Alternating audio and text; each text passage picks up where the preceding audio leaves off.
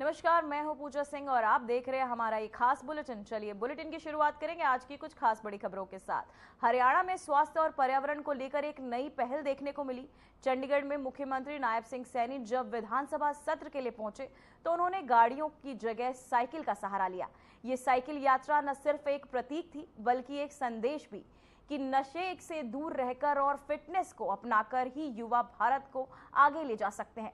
CM Saini ने कहा कि फिट इंडिया स्वस्थ इंडिया प्रधानमंत्री मोदी का संकल्प है और हरियाणा इसे जमीनी स्तर पर लागू करने में कोई कसर नहीं छोड़ रहा।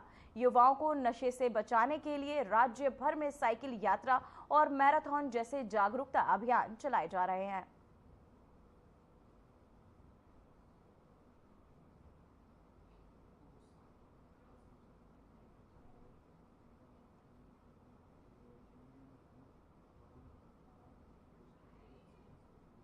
आदमी की दिनचर्या का एक हिस्सा है और व्यायाम से ही एक्टिविटी बनती है।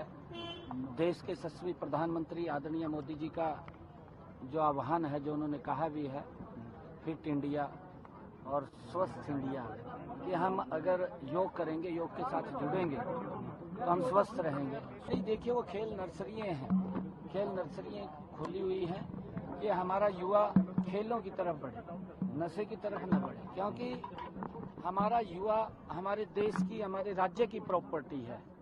और बहुत सारे इस प्रकार के लोग जो उस प्रॉपर्टी को खत्म करना चाहते हैं कि युवाओं के अंदर नशा चला जाएगा, तो नशा तो खराब कर देता है। कितना अच्छा युवा हो उसको धराशाही कर देता है, खोखला कर देता है, और उसका इम्पैक्ट परिवार पे भी पड़ता है, समाज पे भी पड़ता है, व्यक्ति पे भी पड़ता है, क्योंकि नशे के कारण व्यक्ति गरीबी रेखा के नीचे चला जाता है और धीरे धीरे उसका जो शरीर है वो समाप्त हो जाता है। इस कारण से हमने पूरे हरियाणा प्रदेश के अंदर, चाहे साइक्लोथॉन यात्रा हो, चाहे मैराथन हो, राहगिरी कार्यक्रम हो, हम लगातार इन कार्यक्रमों के माध्यम से हरियाणा प्रदेश के युवाओं को जागरूक कर रहे हैं और युवाओं में इसके प्रति जागरूकता भी बढ़ी आ रही है।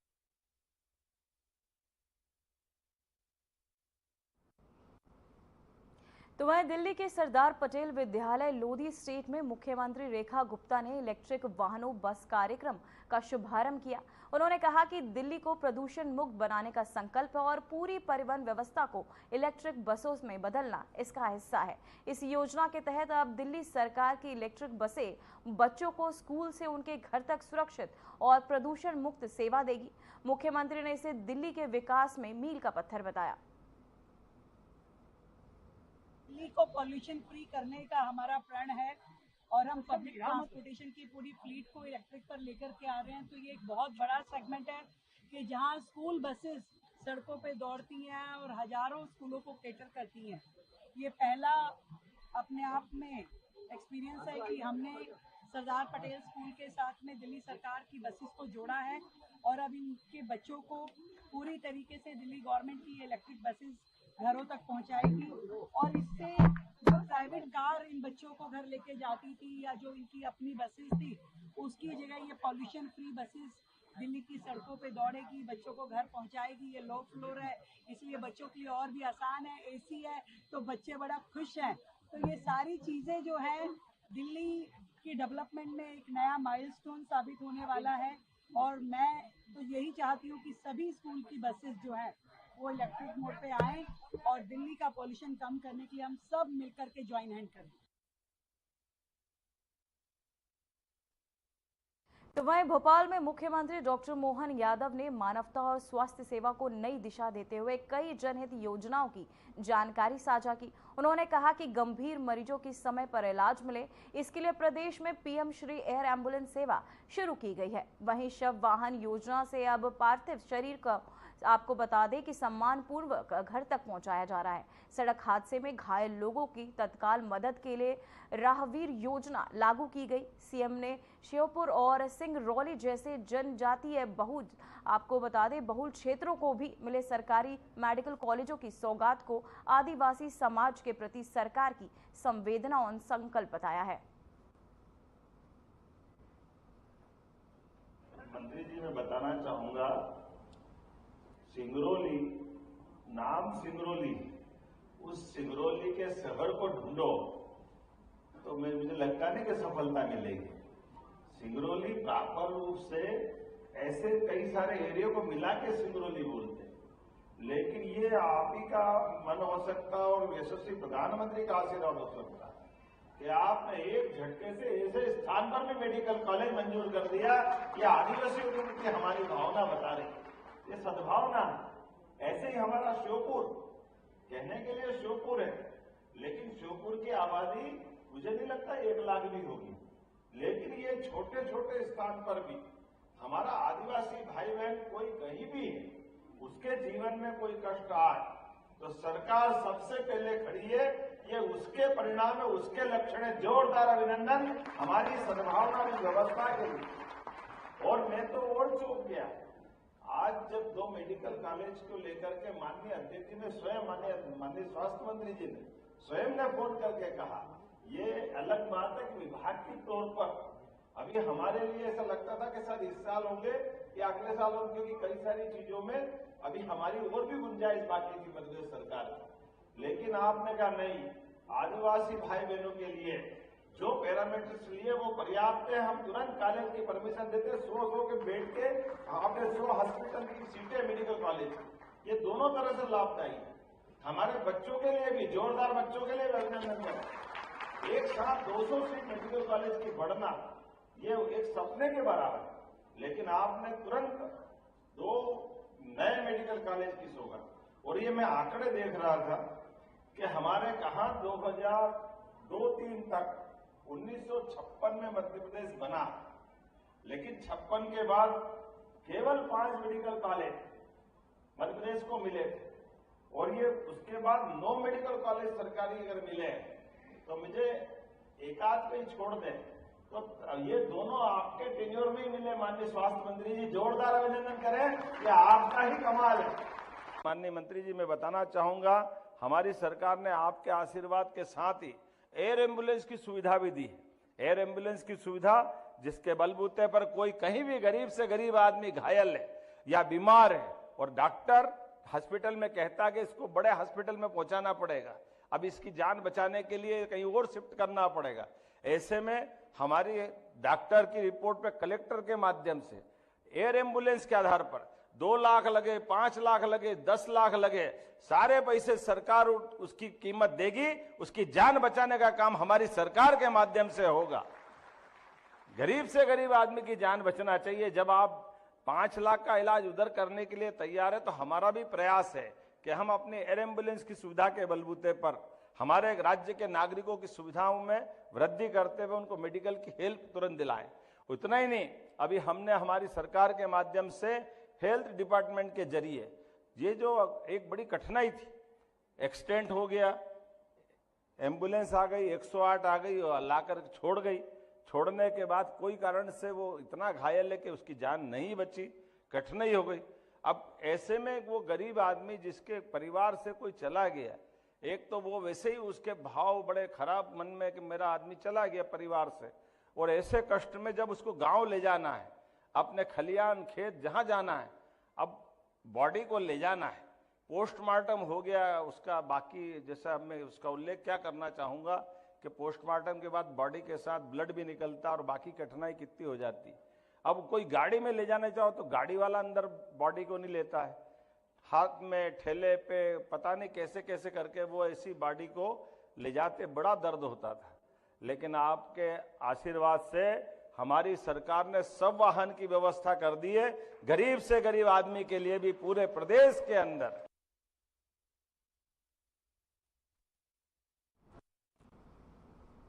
तो वहीं इस मौके पर केंद्रीय स्वास्थ्य मंत्री और बीजेपी के राष्ट्रीय अध्यक्ष जेपी नड्डा ने कहा कि प्रधानमंत्री नरेंद्र मोदी के नेतृत्व में देश को एक समग्र और प्रभावशाली स्वास्थ्य नीति मिली है। जबलपुर में आयोजित कार्यक्रम में बोलते हुए उन्होंने कहा कि नई स्वास्थ्य नीति न सिर्फ इलाज बल्कि बीमारी की रोकथाम और स्वास्थ्य प्रोत्साहन पर भी केंद्रित है। वहीं नड्डा ने कहा कि अब हमारी चिंता केवल इलाज नहीं बल्कि ये होनी चाहिए कि कोई व्यक्ति पहले बीमार ही ना पड़े। यही कारण है कि सरकार की की योजनाएं अब निवारक और जागरूकता आधारित स्वास्थ्य प्रणाली की ओर बढ़ रही है।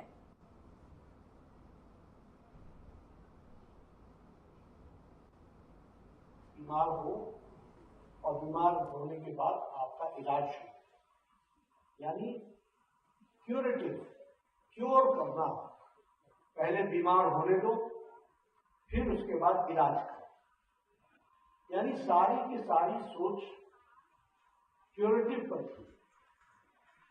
2017 में प्रधानमंत्री मोदी जी के नेतृत्व में नई हेल्थ पॉलिसी है, और ये health policy holistic health policy, ये हेल्थ पॉलिसी सभी आयामों को ध्यान में रखकर एक साथ जोड़ करके देखने वाली पॉलिसी। और इस पॉलिसी में हम लोगों ने पहली बार जोड़ दिया कि इसमें प्रिवेंशन होना चाहिए, प्रिवेंटिव हेल्थ होना चाहिए, प्रोमोटिव हेल्थ होना चाहिए, क्यूरेटिव हेल्थ होना चाहिए, पैलिएटिव हेल्थ केयर होना चाहिए और जीरियाट्रिक हेल्थ केयर भी होना चाहिए। यानी इन टोटलिटी, पहले तो व्यक्ति बीमार ही न हो इसकी हमको चिंता है, प्रिवेंटिव पार्ट, और बीमार हो जाए न होने के लिए प्रमोशन, हेल्थ को प्रमोट करना चाहिए। इसलिए आपने देखा होगा फिट इंडिया मूवमेंट, 10% तेल को घटाओ, मोटापा से छुट्टी पाओ, रुखसत पाओ, और इन सबको करने के लिए जो हमारे यहाँ हम लोगों ने किया वो 1,77,000 आयुष्मान आरोग्य मंदिर में हम लोगों ने रिप्रोडक्टिव और चाइल्ड हेल्थ केयर तो हम देखते ही थे, लेकिन इसके साथ साथ dental care, mental care, cervix cancer महिलाओं का, ब्रेस्ट कैंसर महिलाओं का, हाइपरटेंशन, डायबिटीज, और इसके साथ साथ ओरल कैंसर, इसकी हमने स्क्रीनिंग शुरू।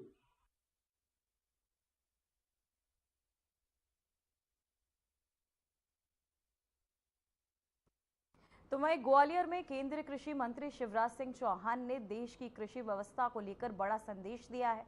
उन्होंने साफ कहा कि कृषि भारतीय अर्थव्यवस्था की रीढ़ है और किसान उसकी आत्मा। शिवराज सिंह ने इस बात पर जोर दिया कि प्रधानमंत्री नरेंद्र मोदी के नेतृत्व में बीते 10 सालों में फसलों के उत्पादन में 44% तक बढ़ोतरी हुई है, लेकिन बदलते जलवायु संकट के बीच अब गेहूं जैसी प्रमुख फसलों को लेकर चिंता बढ़ रही है। ऐसे में सरकार अब ऐसी नई गेहूं किस्मों के विकास की दिशा में काम कर रही है जो बढ़ते तापमान और कम पानी में भी अधिक उत्पादन दे सके।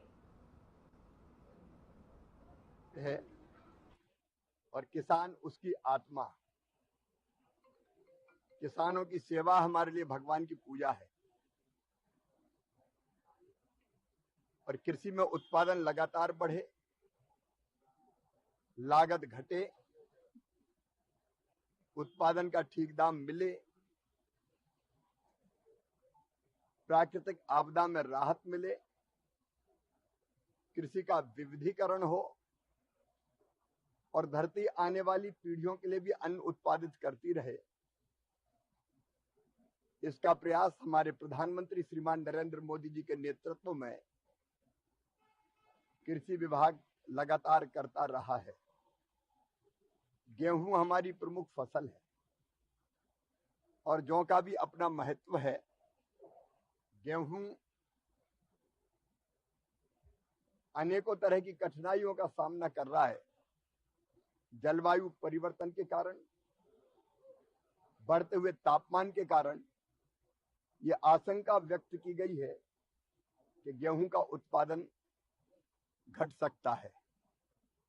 एक जमाना वो था तब हम अमेरिका से PL 480 लाल गेहूं आयात करके खाते थे, लेकिन आज मैं अपने किसानों को धन्यवाद दूंगा, वैज्ञानिकों को प्रणाम करूंगा, विशेषकर हमारे प्रधानमंत्री मोदी जी के नेतृत्व में पिछले 10 साल में लगभग 44% उत्पादन फसलों का बढ़ा है और गेहूं के उत्पादन में भी हमने नए रिकॉर्ड स्थापित किए हैं। लेकिन आने वाले समय जो चुनौतियां हमारे सामने हैं, उन चुनौतियों का मुकाबला करते हुए हम ऐसी किस्मों का विकास करें कि जिससे गेहूं का उत्पादन घटे ना, लगातार बढ़ता जाए।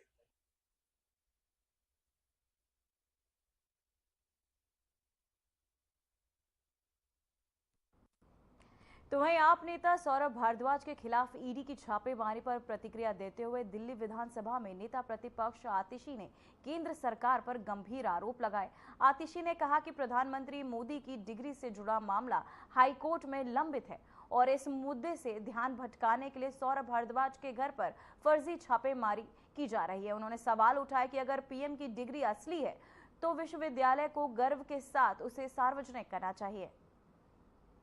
कि एक आरटीआई एक्टिविस्ट ने सीआईसी का ऑर्डर निकलवाया कि दिल्ली यूनिवर्सिटी को मोदी जी की डिग्री दिखानी पड़ेगी, और यूनिवर्सिटी ने क्या किया, उन्होंने डिग्री दिखाई नहीं। उसके बजाय वो हाई कोर्ट में चले गए सीआईसी के ऑर्डर के खिलाफ। तो पूरा देश ये जानना चाहता है कि ये कैसी यूनिवर्सिटी है जिसको इस बात पर गर्व नहीं है कि देश के प्रधानमंत्री, और भारतीय जनता पार्टी तो कहती है कि दुनिया के सबसे बड़े नेता, दुनिया के सबसे यशस्वी प्रधानमंत्री, तो ऐसा कैसे है कि उनकी यूनिवर्सिटी को इस बात पर गर्व नहीं है कि मोदी जी दिल्ली यूनिवर्सिटी से पढ़े हैं। मुझे तो लगता है कि दुनिया में कोई भी ऐसी यूनिवर्सिटी नहीं होगी जिसको गर्व नहीं होगा कि उस देश के प्रधानमंत्री हमारे यहां से पढ़े हैं।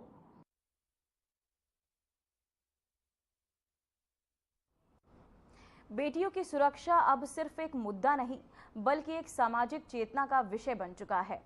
आए दिन सामने आ रहे अपराधों में समाज को सोचने पर मजबूर कर दिया कि क्या सिर्फ कानून काफी है।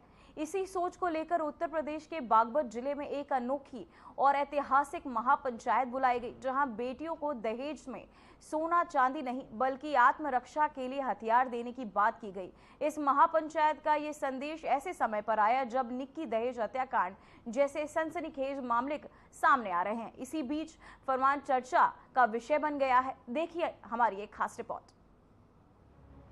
उत्तर प्रदेश के बागपत जिले में स्थित गौरीपुर मितली गांव, जहां एक अनोखी महापंचायत का आयोजन किया गया। नाम रखा गया केसरिया महापंचायत। ये कोई आम सामाजिक सभा नहीं थी बल्कि अखिल भारतीय क्षत्रिय महासभा द्वारा बुलाई गई एक ऐसी पंचायत थी जिसमें ठाकुर समाज के लोगों ने बड़ी संख्या में भाग लिया। मंच सजा था, झंडे लहरा रहे थे और नारे भी गूंज रहे थे। लेकिन सबसे ज्यादा चर्चा में रहा वो ऐलान जो इस पंचायत के मंच से किया गया। अखिल भारतीय क्षत्रिय महासभा के राष्ट्रीय अध्यक्ष ठाकुर कुंवर अजय प्रताप सिंह ने सभा को संबोधित करते हुए कहा कि अब समय आ गया है कि बेटियों को सिर्फ जेवर और दहेज में धन देना बंद किया जाए। उन्होंने कहा कि बेटी को अगर सुरक्षा देनी है तो उसे सोने की चूड़ी नहीं, लोहे की तलवार दीजिए। अगर रिवॉल्वर महंगी है तो कम से कम देसी कट्टा ही सही। इस घोषणा के पीछे उन्होंने तर्क दिया कि आज के समय में बेटी अगर गहने पहनकर बाहर निकलेगी तो उसे लूट लिया जाएगा, कोई भी बदमाश उसे नहीं छोड़ेगा। ऐसे में जरूरी है कि बेटियों को आत्मरक्षा के लिए हथियार दिए जाएं। जैसे हमारी परंपराएं रही है पौराणिक, आज हम उस चीज को भूल गए। देखो, जब आप कोई कन्यादान करते हैं, कन्यादान लड़की, तो सोना चांदी का मार रुपया दे देते हैं, 10 लाख 20 लाख 50 लाख देते हैं कि नहीं देते। जब वो सोना पहन के बाजार में जाएगी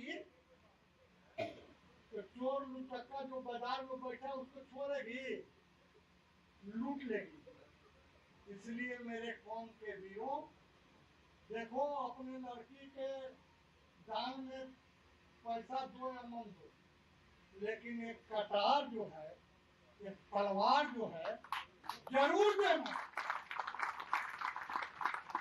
अपने शक्ति सिंह की एक लड़की थी, तो कौन मेला लगाता था अकबर, छिप के गई कि साला ये औरत को जो है औरत बन के इस सब औरत को फंसाता है।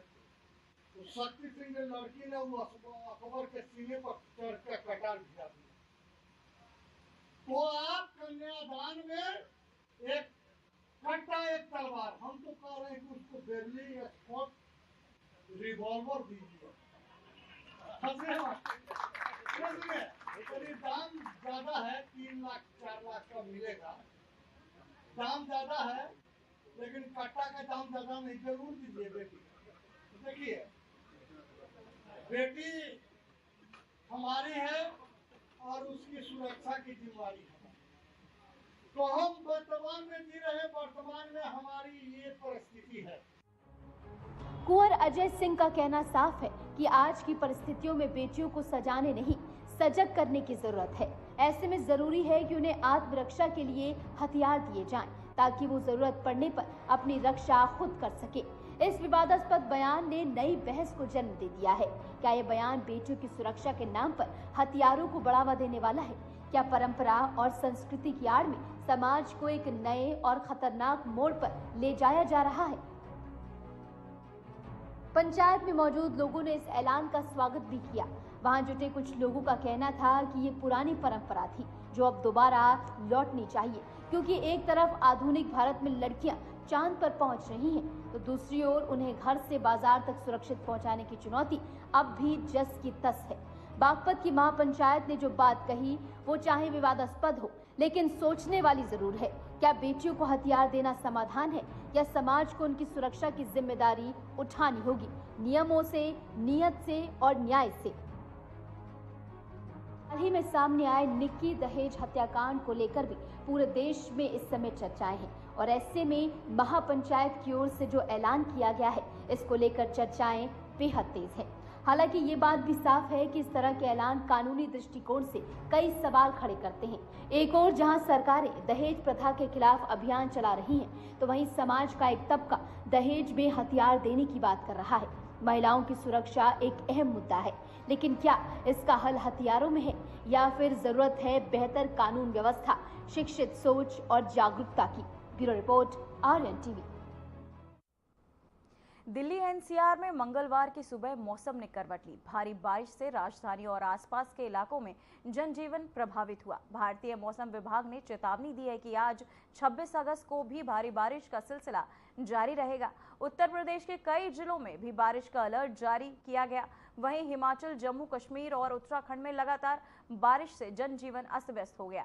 इसी को लेकर देखिए हमारी एक खास रिपोर्ट। दिल्ली एनसीआर में मंगलवार की सुबह से ही मौसम ने अपना कहर दिखाना शुरू कर दिया है। दिल्ली, गाजियाबाद, नोएडा और फरीदाबाद सहित आसपास के क्षेत्रों में बारिश ने लोगों की परेशानियां बढ़ा दी हैं। आईएमडी ने चेतावनी जारी करते हुए कहा है कि आज और कल भी भारी बारिश की संभावना बनी हुई है। विशेषज्ञों के अनुसार इस मौसम में सड़क और यातायात के लिहाज से सतर्क रहने की आवश्यकता है।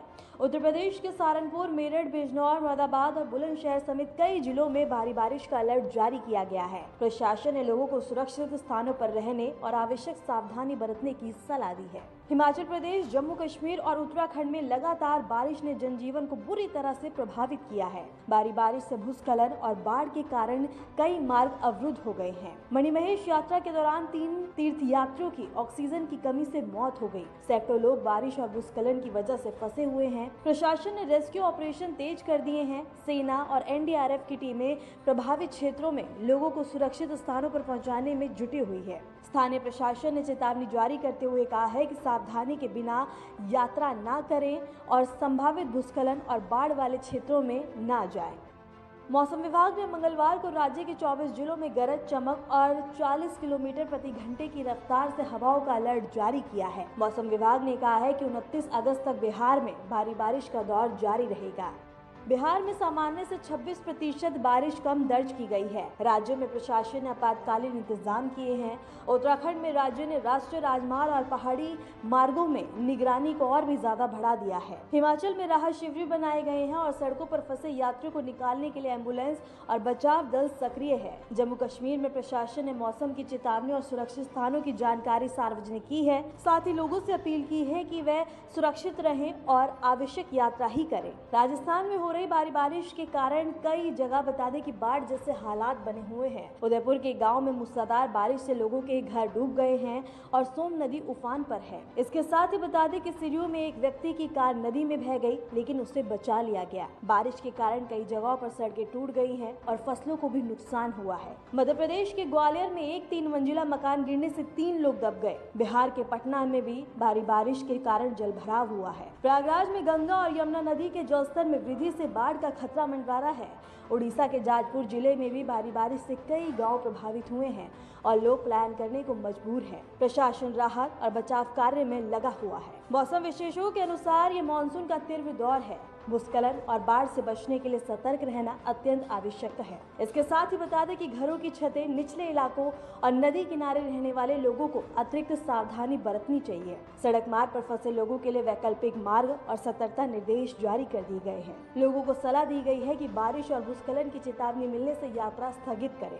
बारिश और भूस्खलन से प्रभावित इलाकों में लोग अपनी सुरक्षा के लिए घरों में रहने को मजबूर हैं। स्थानीय प्रशासन ने प्रभावित लोगों को खाद और पानी की आपूर्ति सुनिश्चित की है। सामाजिक संगठनों और स्वयंसेवी संस्थानों ने भी राहत कार्यों में मदद की है। इस आपदा ने यह संदेश दिया है कि सावधानी, सतर्कता और प्रशासनिक कदम कितना महत्वपूर्ण है। पूरे देश में मानसून का कहर और अगले 7 दिनों के लिए चेतावनी जारी की गई है। प्रशासन और राहत दल लगातार सक्रिय हैं और प्रभावित इलाकों में राहत कार्य जारी है। बारिश से हुई तबाही का मंजर अब देखने के लायक हो चुका है। कई सड़कें उधड़ गई हैं तो कई आशियाने ढह गए हैं। दर्जनों परिवार पड़ोसियों के घरों में शरण लिए हुए हैं।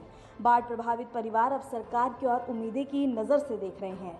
सरकारी तंत्र अभी भी नुकसान के सर्वे में अटका हुआ है।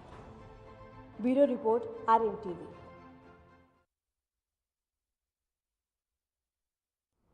फिलहाल रिपोर्ट्स और बुलेटिन में इतना ही। मुझे दीजिए इजाजत। नमस्कार।